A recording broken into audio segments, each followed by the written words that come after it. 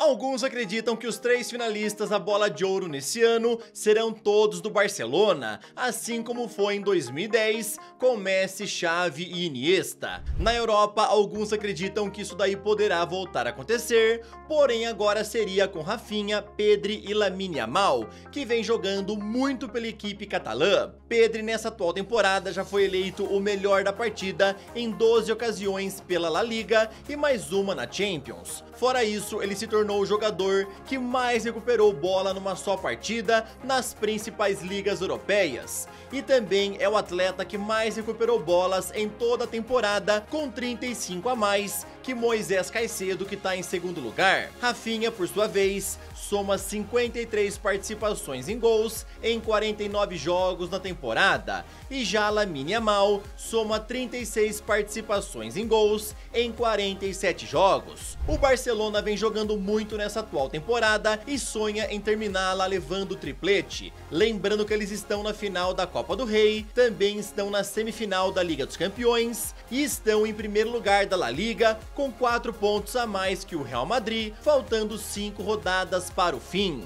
E aí, meus amigos, o que vocês acham dessa informação que está sendo veiculada principalmente lá na Espanha, né? Tem gente achando aí que o trio de finalista da Bola de Ouro será Rafinha, Pedri e Lamine Yamal. É claro, né, que títulos ajudam bastante também nessas indicações, né? Vocês acham aí que o Barcelona pode terminar a temporada levando esse triplete? Comenta aí, tá bom? Eu sou o Todd e seja muito bem-vindo para mais um vídeo aqui no canal, onde eu vou te contar muito mais coisa interessante. Bora ver como é que foram os times brasileiros ontem na Sul-Americana e também na Libertadores. Vou te falar sobre o Arsenal, que ficou apenas no empate com o Crystal Palace e deixou o Liverpool mais perto ainda do título da Premier League. Bora conversar sobre Rafinha, alvo do Al Hilal e muito mais coisa. Então, sem mais enrolações, solta a intro!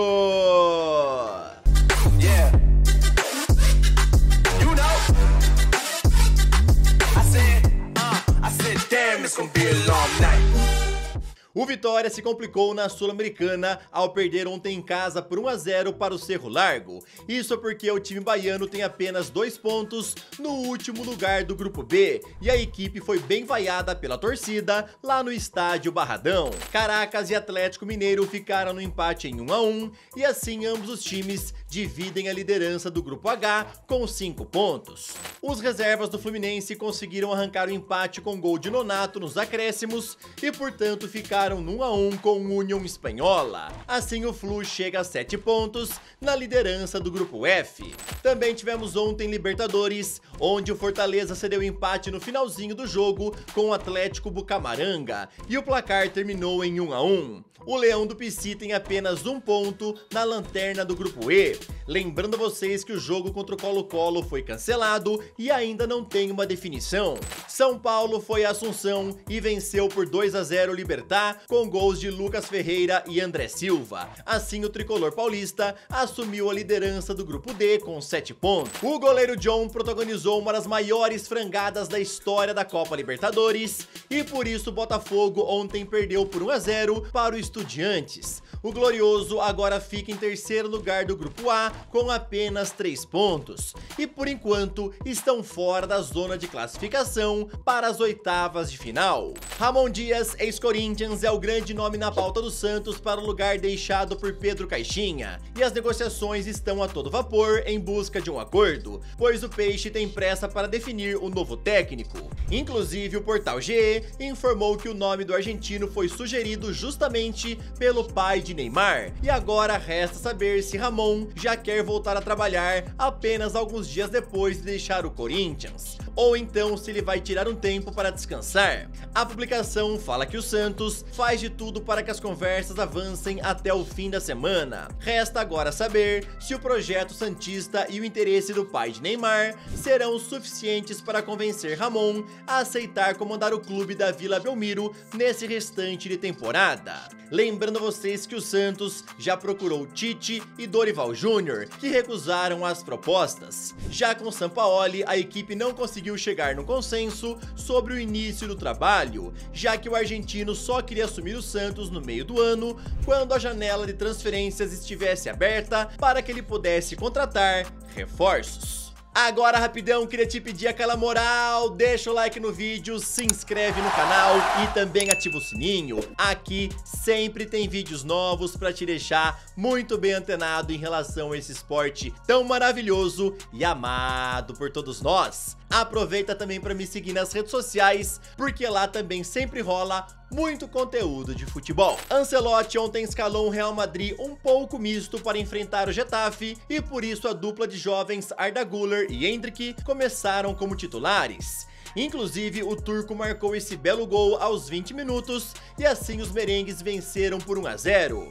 Endrick também teve a chance de balançar as redes, porém a bola foi salva quase em cima da linha. Real Madrid ainda jogou os minutos finais com um jogador a menos. Isso é porque Camavinga se lesionou e eles não tinham mais substituições. Inclusive, né, é esperado que o Camavinga e também o Alaba não joguem a final da Copa do Rei contra o Barcelona no próximo sábado. Ambos estão lesionados e dificilmente conseguirão jogar essa partida. E já que eu falei sobre final da Copa do Rei, na tua opinião, quem vai levar esse título? Real ou Barcelona? Fala é. Ontem pela Premier League, o Arsenal ficou no empate em 2-2 com o Crystal Palace e quem agradeceu isso foi o Liverpool, que agora está apenas a 1 ponto de ser campeão do campeonato inglês. Inclusive, depois da partida, o Crystal Palace escreveu o seguinte nas redes sociais: "De nada, Liverpool." Também tivemos ontem a volta da semifinal da Copa da Itália, onde o Milan amassou a Internazionale vencendo por 3-0. Luka Jovic foi o grande nome do jogo, marcando 2 vezes.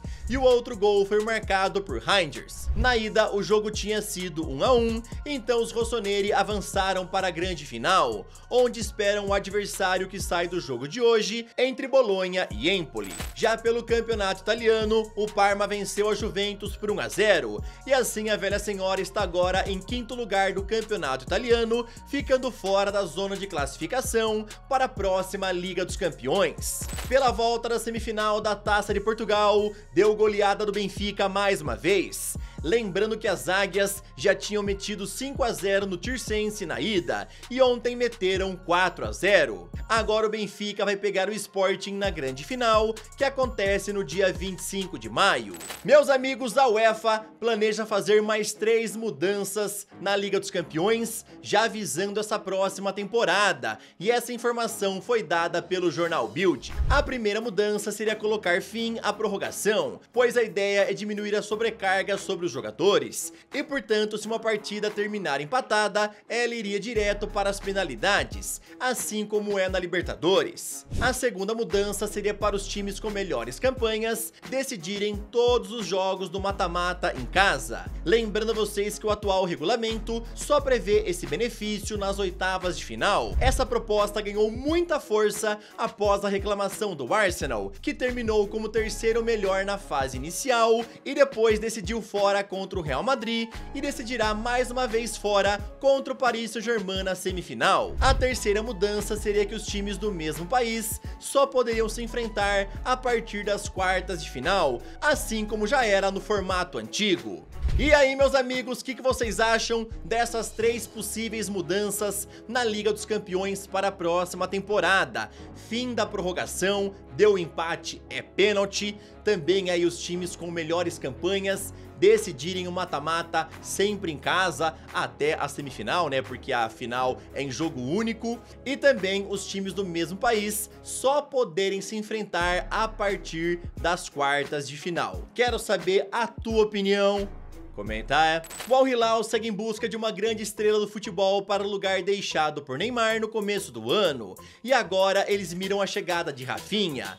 Obviamente, para tentá-lo a ir para lá, eles oferecem um caminhão de dinheiro. O jornal Sport informou que o Al Hilal já fez uma proposta ao atacante do Barcelona, onde lhe oferecem um salário de 200 milhões de dólares, o que convertendo para reais daria 1 bilhão e 100 milhões. Tudo isso num contrato de 4 anos. Sendo assim, o brasileiro receberia um salário de 50 milhões de dólares ou 286 milhões de reais por temporada. A publicação também fala que Rafinha, por enquanto, não manifestou desejo em sair do Barcelona e segue focado em continuar na equipe catalã, onde quer fazer história. Lembrando a vocês que ano passado ele quase se mudou para a Liga Saudita, porém foi convencido por Hansi Flick a ficar, e essa temporada está sendo a melhor da sua carreira. O jornal também aí falou que o valor oferecido inicialmente ao Barcelona pelo Rafinha seria de 100 milhões de euros.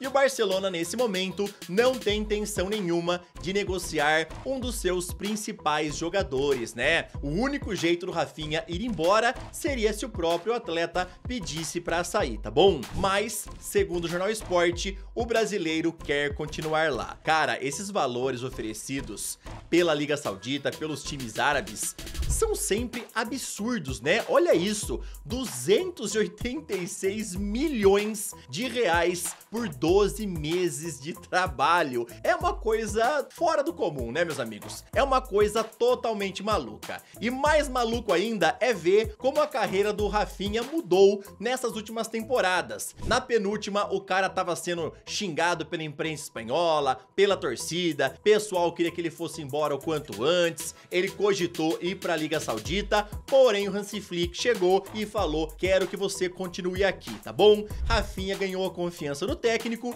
e hoje em dia é um dos melhores jogadores da equipe. Tem 30 gols marcados e 23 assistências em 49 partidas na temporada e é um dos nomes aí favoritos a concorrer à Bola de Ouro. Esse foi o vídeo dessa quinta-feira, espero que vocês tenham gostado. Tamo junto, valeu e falou! Yeah. You know, I said, damn, it's gonna be a long night.